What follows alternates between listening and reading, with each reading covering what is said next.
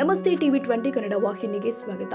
ಭಯೋತ್ಪಾದಕರ ದಾಳಿಯಲ್ಲಿ ಮನೆಯ ಸದಸ್ಯರನ್ನ ಕಳೆದುಕೊಂಡ ಹೆಣ್ಣು ಮಕ್ಕಳ ಹಣೆಯಲ್ಲಿನ ಸಿಂಧೂರವು ಅಳಿಸಿ ಹೋಗಿದೆ.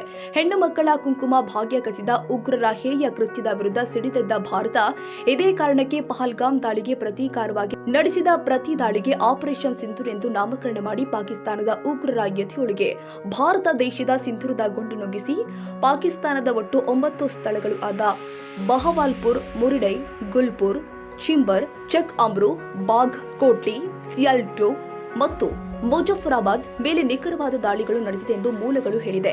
ಲಷ್ಕರ್ ಎ ತೈಬಾದ್ ಪ್ರಧಾನ ಕಚೇರಿ ಮತ್ತು ಜೈಷ್ ಎ ಮೊಹಮ್ಮದ್ ಮುಖ್ಯಸ್ಥ ಮಸೂದ್ ಅಜರ್ನ ಅಡುಗು ತಾಣಗಳ ಮೇಲೆ ದಾಳಿ ಮಾಡಲಾಗಿದೆ ಎಂದು ಮೂಲಗಳು ತಿಳಿಸಿದೆ.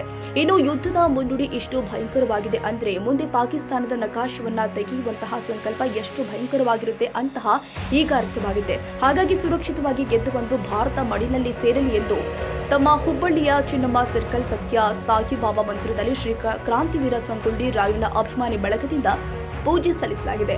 ಮೊನ್ನೆ ನಡೆದಂಥ ಪಹಲ್ಗಾಮ್ ದಾಳಿಯಲ್ಲಿ ಪಾಕಿಸ್ತಾನದ ಉಗ್ರರು ಮತ್ತು ಪಾಕಿಸ್ತಾನದ ಸೈನಿಕರು ನಾವೇನೋ ಗೆದ್ದು ಬಿಟ್ಟಿದ್ದೇವೆ, ನಾವು ಇಂಡಿಯನ್ ವಿರುದ್ಧ ಏನೋ ಒಂದು ಸಾಧಿಸಿಬಿಟ್ಟಿದ್ದೇವೆ ಅಂತ ಏನೋ ಒಂದು ಅವರು ಅಹಂ ಇತ್ತಲ್ಲ.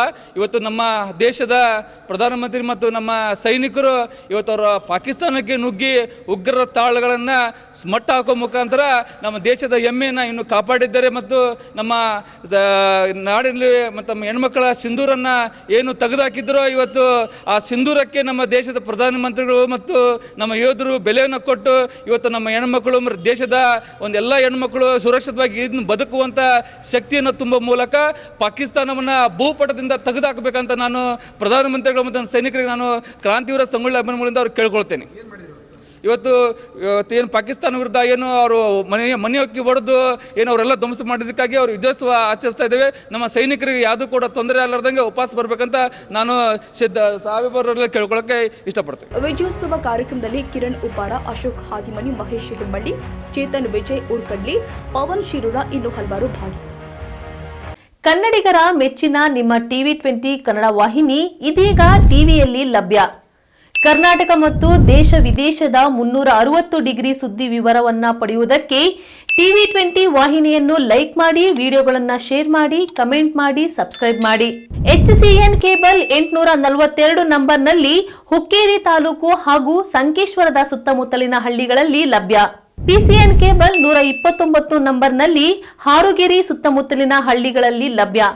ರಾಯಬಾಗ್ ಡಿಜಿಟಲ್ ಚಾನೆಲ್ ಕೇಬಲ್ 80ನೇ ನಂಬರ್ನಲ್ಲಿ ರಾಯಬಾಗ ತಾಲೂಕಿನ ಸುತ್ತಮುತ್ತಲಿನ ಹಳ್ಳಿಗಳಲ್ಲಿ ಲಭ್ಯ. UDCN ಕೇಬಲ್ ನೆಟ್ವರ್ಕ್ ಉಗಾರ ಸುತ್ತಮುತ್ತಲಿನ ಹಳ್ಳಿಗಳಲ್ಲಿ ನಿಮ್ಮ ಟಿವಿ 20 ಕನ್ನಡ ವಾಹಿನಿಯೂ ಲಭ್ಯ.